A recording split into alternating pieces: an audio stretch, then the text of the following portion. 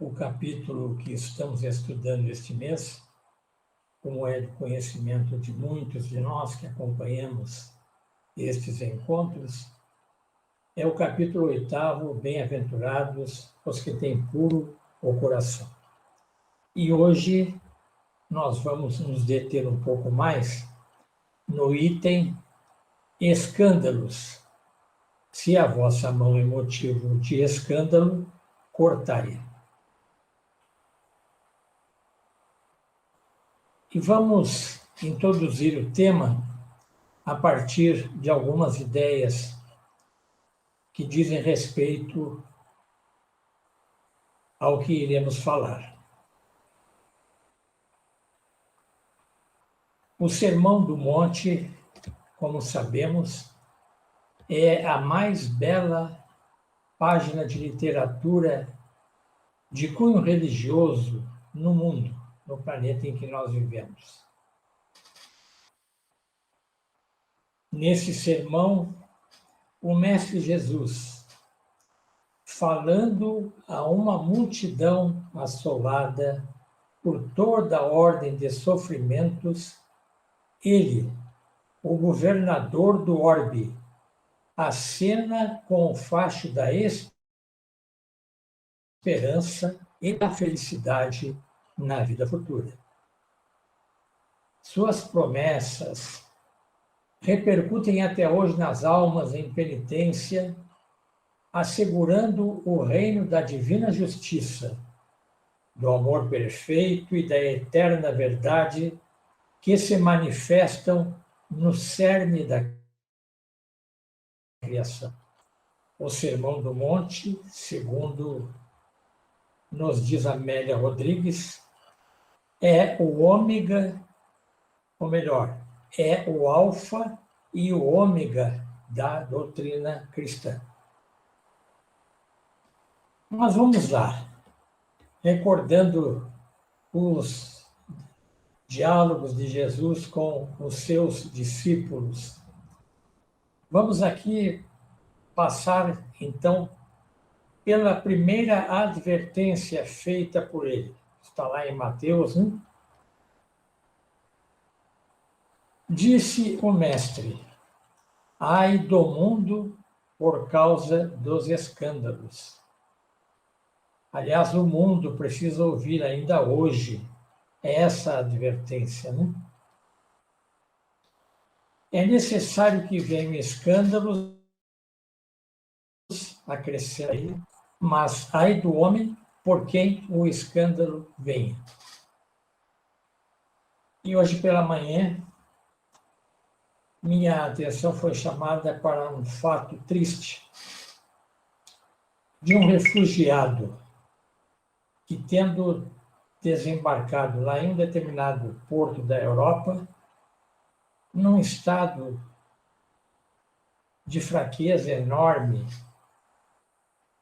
tossindo, doente, raquítico, não pôde desembarcar. Foi repatriado. Este é um mundo que nós vivemos ainda, onde os escândalos estão aí por toda parte.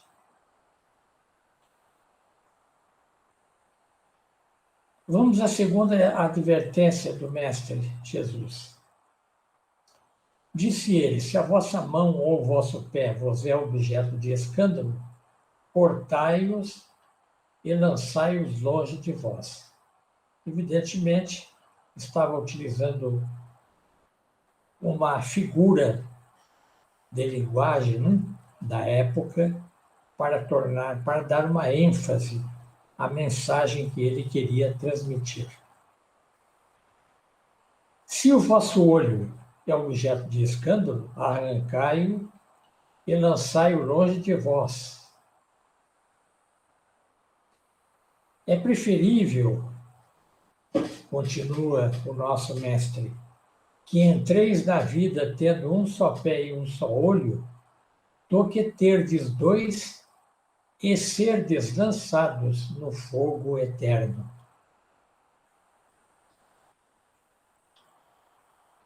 As advertências que iniciam, então, este nosso assunto elas constituem o reverso das doces bem-aventuranças, anunciando para todos nós, novos cristãos, trabalhadores da última hora, os sofrimentos decorrentes da desobediência à lei de amor, a lei magna do universo. Com a autoridade que lhe é conferida por sua condição espiritual, energicamente Jesus salienta os efeitos do mau uso do livre-arbítrio. Então, nós somos dotados desta faculdade de escolha, mas precisamos utilizá-la com muito critério em favor de nós mesmos e em favor dos nossos semelhantes. Uma questão que está presente, principalmente na grande mídia mundial, nós diríamos, é a questão do chamado escândalo, sempre colocados em destaque nas primeiras páginas, nas manchetes mundiais, através de outras mídias também, que não são somente os jornais. No sentido vulgar, trata-se da repercussão de uma ação que vai de encontro à moral ou ao decoro. No sentido evangélico, escândalo é tudo que resulta dos vícios e das imperfeições humanas, com ou sem repercussão.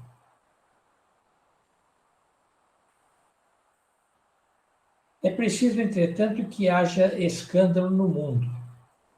E aqui nós queremos fazer um apontamento a respeito dos escândalos que não têm repercussão, mas que são bastante nocivos para nós, quando somos agentes deles, e para o nosso próximo.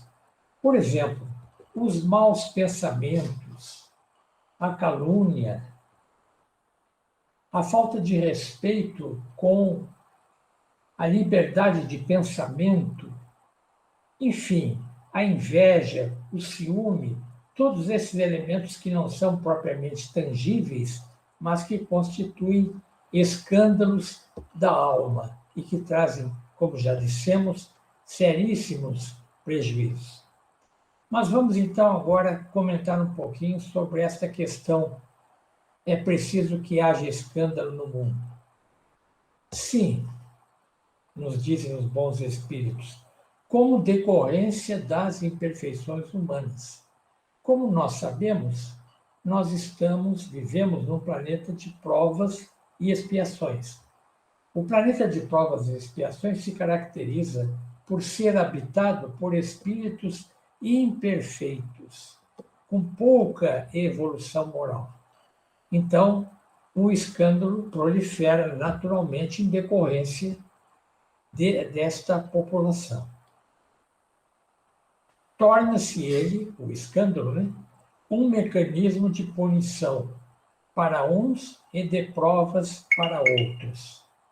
Então, tudo que acontece que não é bom, que nós podemos denominar como escândalo, as tragédias, inclusive, tudo aquilo que demonstra a nossa imaturidade moral ainda no planeta, é um elemento que nós diríamos até natural, devido à condição que nós ainda apresentamos como espíritos e devido à classificação do mundo em que nós vivemos. Agora, não existe para o homem a obrigação de praticar o mal. É importante pensar sobre isso. Ninguém nasce, ou melhor, ninguém reencarna nesse mundo com a necessidade de praticar o mal. Ele não vem com esta finalidade. Pelo contrário, a missão de todos nós é fazer o melhor possível, o melhor aproveitamento da reencarnação que é uma oportunidade de redimir nossas almas que ainda têm sérios problemas perante a divina justiça. Quando o mal for banido, todos seremos ditosos, por serem todos bons. Queremos a felicidade? Então precisamos fazer a nossa parte.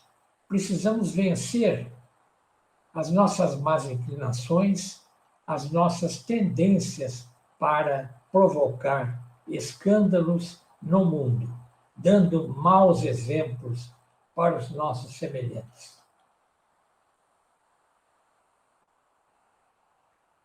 Sem esquecer que, sendo o planeta de provas e expiações, ele, por enquanto, reúne as condições de uma penitenciária. Vejam bem, o planeta é uma penitenciária, e uma penitenciária reúne, digamos assim, a escória de uma parcela da humanidade que habita aqui neste planeta. É também um hospital digno que nos acolhe para que possamos curar principalmente as enfermidades da alma. E é também a bendita escola para que nós possamos dar continuidade ao nosso processo evolutivo através da experiência carnal. Tudo isso nós podemos ver lá, e está conforme, com o capítulo 3º de O Evangelho segundo o Espiritismo.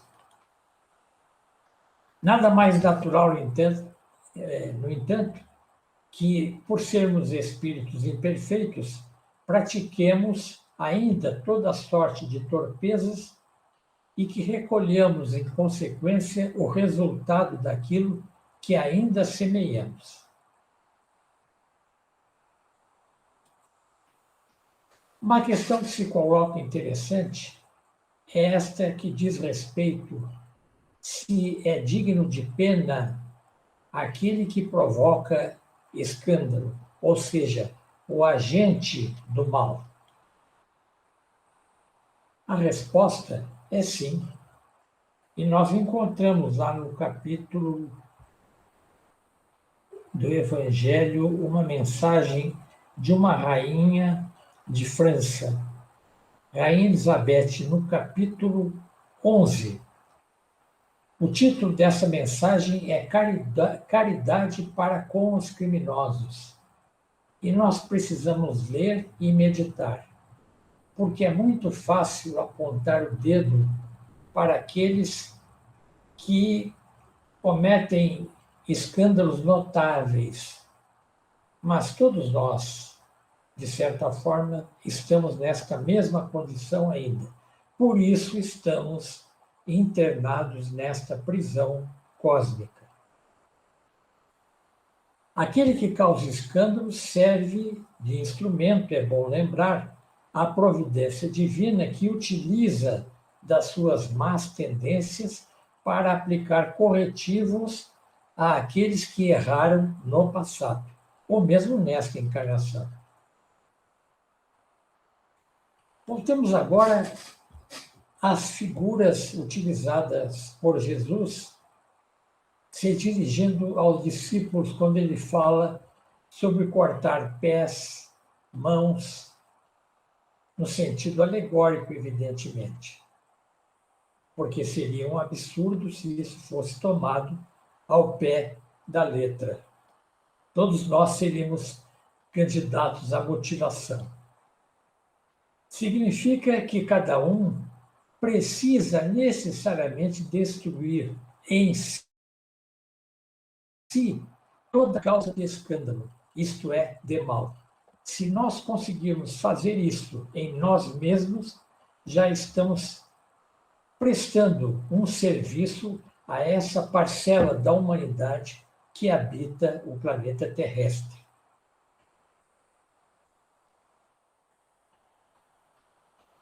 Uma frase interessante que aparece em vários momentos nos livros sagrados é esta ideia de que o amor cobre a multidão de pecados. Vejam que interessante.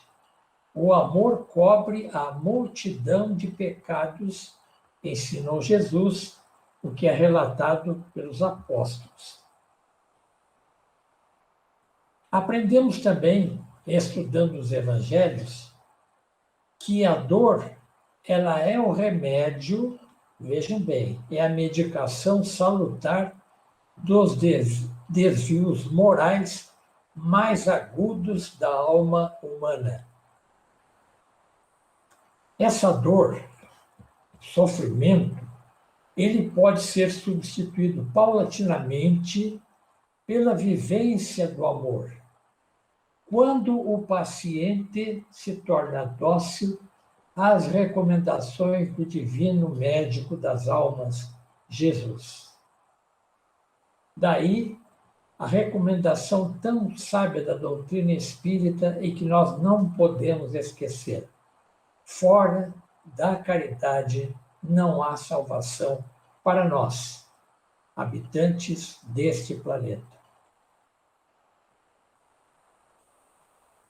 Outra expressão, também de cunho alegórico, utilizada nos evangelhos, é esta do fogo eterno. Um recurso também utilizado por Jesus, usando o vocabulário da época, para realmente tocar aquelas almas ainda um tanto grosseiras em questões de ordem moral. A expressão fogo eterno, ela tem um objetivo, com seus sinônimos como inferno, regiões sombrias. O objetivo é descrever o ponto extremo do sofrimento que padece aquele que pratica o mal. E para o padecente, parece que esse mal não tem fim, dá a ideia de ser eterno. Uma pergunta que é muito natural que se faça é por que Deus permite que haja ou até que predomine, por enquanto, o mal na Terra. Isso acontece em respeito ao nosso livre-arbítrio. Se fomos criados e temos esta possibilidade, é preciso exercitá-la. Para exercitá-la, nós temos que ter a liberdade, naturalmente, de escolher entre o bem e o mal. O sofrimento, entretanto, resultante dos maus atos, acaba reconduzindo a criatura ao caminho do bem.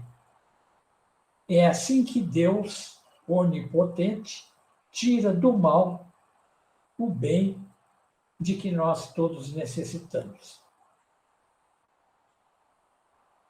Sendo então Deus a perfeição absoluta, não se pode atribuir a ele a criação do mal. O mal, é obra do homem no uso do seu livre-arbítrio, conforme já nos referimos. Ora, um dos atributos de Deus, um deles, é a onipotência, conforme já vimos. Isto é, ele tudo pode. Então, do mal pode extrair o bem e restabelecer a harmonia onde se faça necessário, de tal forma que nós estamos condenados pela evolução a nos tornarmos um dia seres angélicos, seres que já não mais praticam o mal. O processo, então, normal da evolução é através do amor. O sofrimento ele é apenas um recurso temporário decorrente do proceder do homem. De tal maneira que nós já podemos, então, encaminhar a conclusão desta rápida abordagem. E o faremos através de duas citações para as quais nós pedimos a atenção de todos os nossos amigos que nos honram, nos ouvindo, participando deste encontro.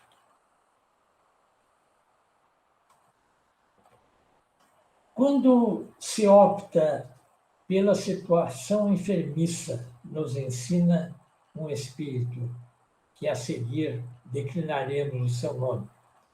O sofrimento se encarrega de trabalhar o imo do ser, despertando-lhe o Deus interno, qual ocorre com o diamante, que para refletir a luz deve ser arrancado da ganga que o reveste a vigorosos golpes da lapidação. É Joana de Ângeles que nos traz essa preciosidade, amigos.